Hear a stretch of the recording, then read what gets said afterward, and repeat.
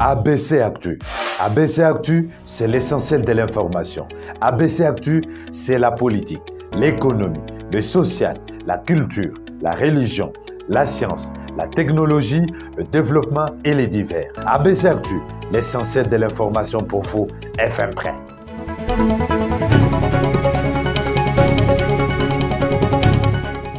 Merci de nous choisir pour vous informer le détail de l'actualité de la RDC, ce tout de suite. Situation sécuritaire dans l'est de la RDC et autres provinces. Le Premier ministre Jean-Michel Sama Lukonde a instruit le service de sécurité et appelle la population du Nord Kivu au calme. Un élément que vous suivrez au cours de cette session d'information. 26 miradors et postes de commandement sont construits le long de la frontière entre la RDC et le Rwanda. L'inauguration de ces moyens de vigilance a eu lieu mercredi 18 janvier 2023. Des détails que vous suivrez dans ce journal.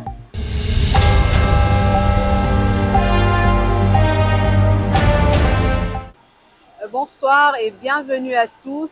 Le Premier ministre Jean-Michel Sama Lukonde invite tous les députés provinciaux et nationaux à sensibiliser la population pour une grande réussite historique à l'arrivée du pape François en République démocratique du Congo. Regardez. Les préparatifs de l'arrivée du pape François en République démocratique du Congo vont bon train à différents niveaux. Le Premier ministre Jean-Michel Sama Lukonde, qui est déterminé à réserver un accueil chaleureux au Saint-Père, a reçu le mercredi 18 janvier 2023 à la primature les caucus des députés nationaux catholiques. D'après les députés nationaux, Paul Balenza, coordonnateur de ces caucus, il était question au cours des échanges avec les chefs du gouvernement de s'imprégner du bon déroulement des préparatifs de l'arrivée du souverain pontife. Et cette affaire nous concerne, raison pour laquelle nous sommes venus recueillir à la source les informations sur l'état d'avancement des préparatifs pour l'accueil du pape, du Saint-Père.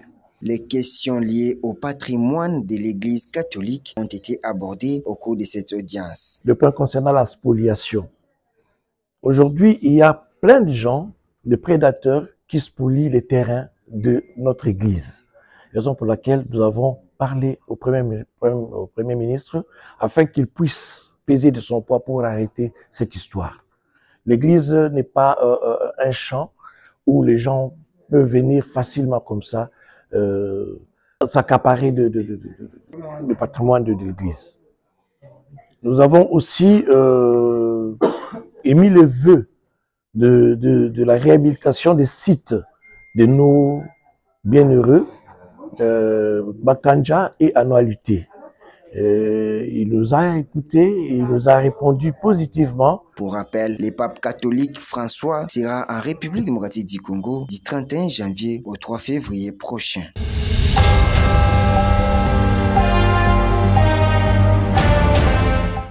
Je l'ai annoncé au sommaire, situation sécuritaire dans l'est de la RDC et autres provinces. Le chef du gouvernement, Jean-Michel Sama Lukonde, a instruit le service de sécurité et appelé la population du Nord Kivu au calme.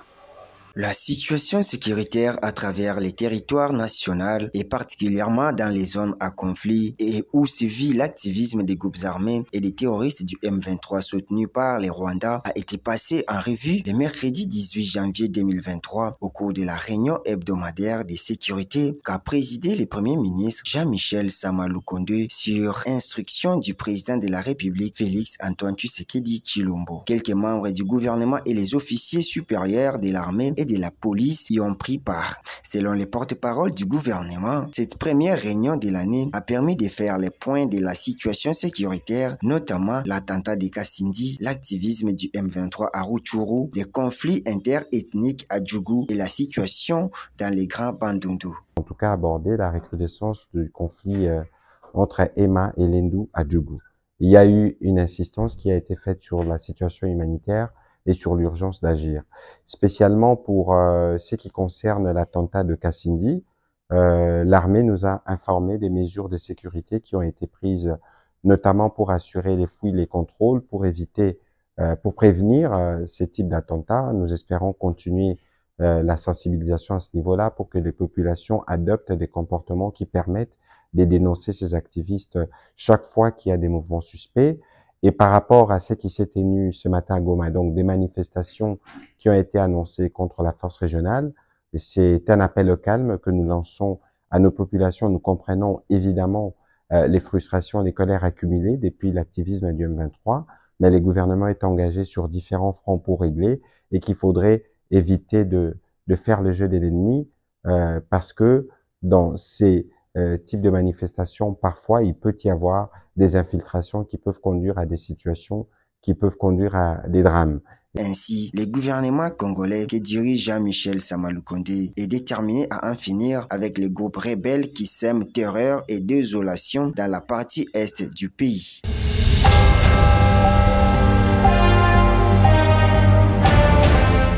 Dans la province de Lomami, le ciel est bleu à présent entre le service d'assiette et la direction générale de recettes de Lomami, mettant ainsi de côté l'inimitié qui avait élu domicile entre ces deux services. Et cette entente a été rendue possible après le rappel à l'ordre fait par le gouverneur Nathan Ilunga-Numbi. Regardez. Le gouverneur Nathan Ilunga-Numbi a tenu le mercredi 18 janvier 2023 à Cabinda une importante réunion à l'intention des responsables des services générateurs des recettes propres à la province et du responsable de la régie financière provinciale. Cette rencontre qui a eu pour cadre la salle Ubuntu de l'hôtel du gouvernement provincial était une occasion pour l'autorité de faire une mise au point sur les missions reconnues à ces deux services dans le but de consolider leur collaboration. C'était une réunion de mise au point présidée par son Excellence Monsieur le gouverneur de la province de Lomami. Et il a plus parlé sur les points relatifs aux tâches des services d'assiette ainsi que de la régie financière que nous sommes. Pour le service d'assiette, d'un ton dur, le gouverneur de province a demandé au chef de division des services d'assiette de respecter les attributions qui sont, entre autres, la constatation de la liquidation. Et pour le service de la DGLO que nous sommes, qu'il faut respecter les tâches de l'ordonnancement ainsi que le recouvrement. Et dans la mesure du possible, la DGLO pourra aussi procéder au redressement. En dehors de cela, le gouverneur de province nous a tous appelés à une collaboration et que nous devons mettre de côté les inimitiés qui existaient entre nous-mêmes, c'est-à-dire le service de la DGLO ainsi que le service d'assiette, les accusations de part et d'autre, et que nous devons tous nous ranger derrière la politique de son Excellence, Monsieur le gouverneur de la province, afin de lui doter des moyens de sa politique. Le gouverneur de province a aussi abordé la question de certains actes qui seront directement bancarisés. Et ces actes-là, on va les répertorier et que le ministre de tutelle, qui est le ministre des Finances, qui est chargé, pourra, dans la mesure du possible, les communiquer. Qu'est-ce qu'on a dit par bancarisation? C'est-à-dire que les services d'assiette vont pouvoir remettre au contribuable qui va se présenter au-devant de lui une note de taxation. Laquelle note de taxation sera ramenée directement à la DGLO afin que la DGLO puisse établir la note de perception avec bien évidemment le contrôle pour le respect des taux. Et cela permettrait aux contribuables d'aller reverser directement l'argent dans le compte qui sera ouvert et dans les entités où il n'y a pas de banque comme dans des chefferies ainsi que les chefs-lieux de certains territoires. Carrément, on va pouvoir ouvrir les comptes au niveau des CADECO. Il s'est de signaler que les ministres provinciaux de l'économie et finances et quelques membres du cabinet du gouverneur ont été associés.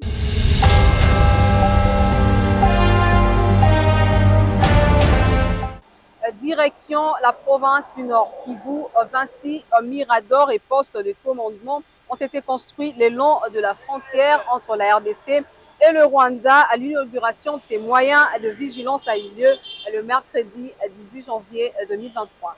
Double cérémonie ce mercredi 18 janvier 2023 à la Petite Barrière. Il s'agit de l'inauguration officielle des miradors le long de lignes frontalières entre la RDC et le Rwanda et la modernisation de l'axe routier rond-point Rutshuru Petite Barrière dénommé avenue Rumangabo.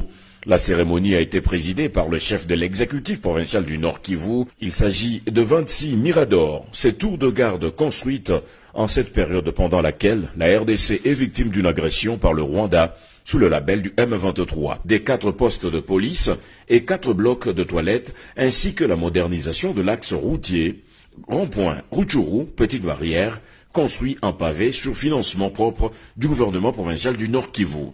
Chose saluée par le lieutenant-général Constant Dima, qui a appelé les utilisateurs à les maintenir dans un état optimal avec l'appui de la population.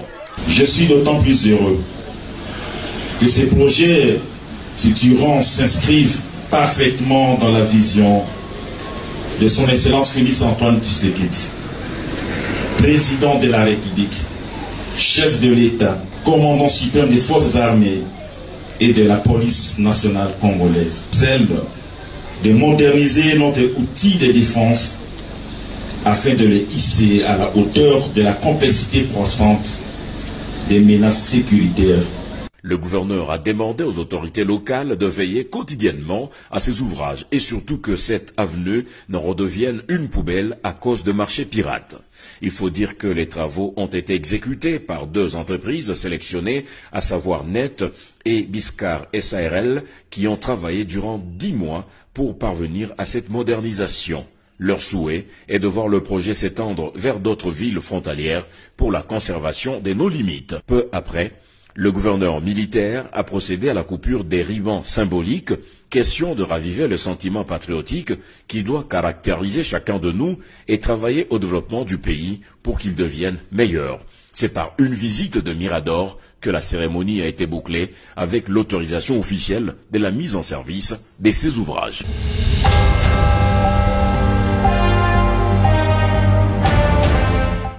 Dans un autre registre, cérémonie de relance des activités et ouverture de l'année académique 2022-2023 à la chaîne UNESCO de l'Université de Kinshasa. C'était le mercredi 18 janvier 2023 où le professeur ordinaire Zuka Mondo, titulaire adjoint de chaîne UNESCO, a présenté la leçon inaugurale. Regardez. La salle de conférence Monekoso à l'université de Kinshasa Unikin a servi de cadre ce mercredi 18 janvier 2023 à la cérémonie de relance des activités et de l'ouverture de l'année académique 2022-2023 à la chaire UNESCO de l'Unikin. En présence des autorités de l'Unikin et du comité de pilotage, le professeur José Mangalou, titulaire de la chaire UNESCO, s'est dit satisfait de la relance des activités de cette organisation. C'est pour nous un grand honneur et une immense joie que de vous accueillir à l'occasion de la relance officielle des activités de la chaire UNESCO de l'Université de Kinshasa pour la culture de la paix, le règlement des conflits, les droits de l'homme, la démocratie et la bonne gouvernance en Afrique centrale et dans les États de la SADC. De son côté, le professeur Amouri, président des anciens de la chaire UNESCO, a demandé aux uns aux autres de se souder les coudes pour que l'UNESCO recouvre son blason d'antan. Bravo aux autorités académiques de l'UNIKIN qui viennent d'activer les moteurs de la chaire en les mettant en marche. La grandeur de la RDC en dépend. Aux futurs apprenants, nous vous demandons d'épauler vos encadreurs. C'est ensemble que nous porterons encore la chaire UNESCO de l'UNIKIN au rang qu'il avait occupé jadis. Le professeur ordinaire Georges Zukamundo, titulaire adjoint, a présenté la leçon inaugurale sous le thème « La chaire UNESCO au service des communautés des pays de l'Afrique centrale et de la SADC ». La chaire UNESCO, en fait, c'est une organisation à l'initiative de l'UNESCO, Direction Générale Paris, et un établissement d'enseignement supérieur dans le monde qui les souhaite. Alors, l'Université de Kinshasa, Direction Générale de l'UNESCO Paris, ont conclu un accord portant création de la chaire UNESCO à l'Université de Kinshasa. La particularité de cette chaire, c'est que c'est une chaire qui a un rayonnement sur les 2 sous-régions de l'Afrique centrale et de la SADC. Les interventions de la chaire UNESCO ne vont pas se focaliser seulement sur l'enseignement, sur la recherche, mais également être orientées vers la résolution des problèmes qui se posent au niveau de la grande société, de de l'Afrique centrale et de la SADC. La chaire UNESCO ne peut pas être constituée comme un danger, comme un handicap, comme un obstacle pour les autres. La chaire UNESCO essaie de fédérer. La cérémonie de séjour s'est terminée par la visite des bureaux et la salle de réunion à la satisfaction de tout le monde.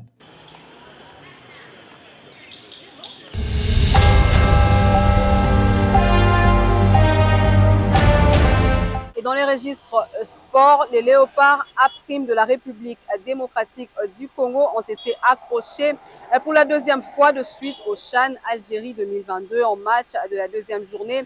Les Congolais ont été contraints de partager du point avec les Ivoiriens. 0 but partout. Je vous propose donc de suivre ces résumés. Dans ce match, il y a eu un seul problème. Durant les 90 minutes de cette confrontation RDC-Côte d'Ivoire, les Congolais qui se devaient de l'emporter pour se projeter en quart de finale ne l'ont pas fait. Le début est plutôt sous la domination ivoirienne qui n'arrivera même pas à être décisif. Manque de réalisme, on a manqué de réussite, mais je pense que c'est parce qu'on n'a pas été agressif devant les buts, c'est parce qu'on a eu le pied carré. Mais c'est des choses à prendre en compte pour le prochain match. Voilà, c'est des leçons, quoi. Parmi les favoris, depuis la mise en place du CHAN, la République démocratique du Congo, et sur la réaction, Ikenga Lombo, seul homme performant côté léopard, tente le tout pour le tout, mais même sa pointe de vitesse ne servira à rien.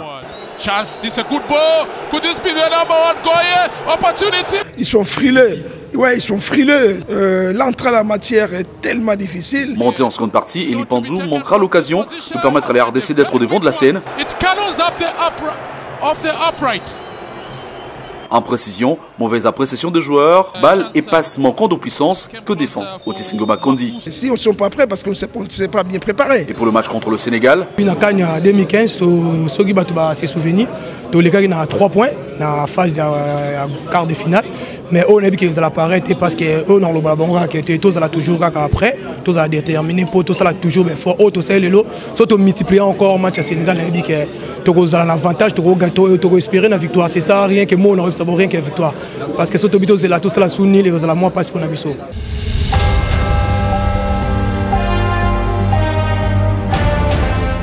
Ce journal est arrivé à sa fin. Voici pour vous le rappel de titre. Situation sécuritaire dans l'Est de la RDC et autres provinces. Le Premier ministre Jean-Michel Samalou Kodé a instruit le service de sécurité et appelle à la population du Nord Kivu au calme. Vous l'avez suivi dans ce journal. Et 26 miradors et postes de commandement ont été construits le long de la frontière entre la RDC et le Rwanda. L'inauguration de ces moyens a eu lieu le mercredi 18 janvier 2023. Vous avez également suivi dans ce journal.